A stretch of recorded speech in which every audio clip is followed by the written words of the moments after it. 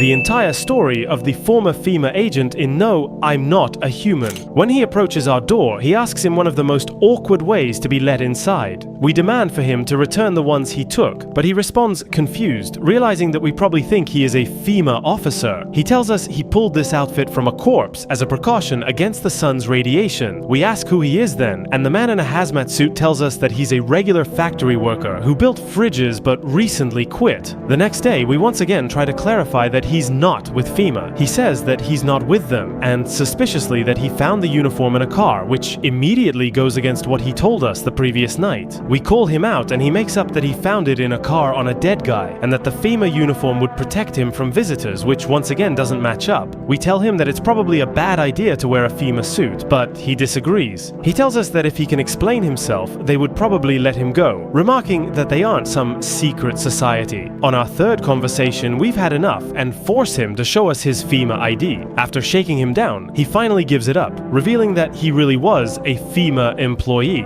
then begs for us to keep this a secret. In our last conversation, we ask why he tried to hide the fact that he was with Fema. He tells us a story about the time he picked up a guy showing visitor signs. After being in the quarantine zone, he died, and his wife came yelling, demanding for the body back. They tried to tell her that it broke protocol, but it didn't stop her from camping outside, continually demanding for the body. He said that after a while, a few of the officers caved in, giving her the body, which resulted in them all being fired. He added that she was so crazy that instead of just burying him, she decided to drag the corpse around with her. We tell him that Fema workers are bastards and he feels personally offended, trying to put the blame on the crazy woman while saying he was just doing his job. The man has had enough and says, "Screw you," before leaving during the day, meaning that he either burnt up shortly after or is awkwardly waiting on our porch until the night. The crazy woman he was talking about is actually the widowed woman who has a completely different account of that story, where she put on a lab coat to steal her husband's body back. Like most situations, the truth most likely lies in the middle, where the Fema agents probably willingly let her steal back her husband's corpse without much struggle because they felt bad. The fact that the only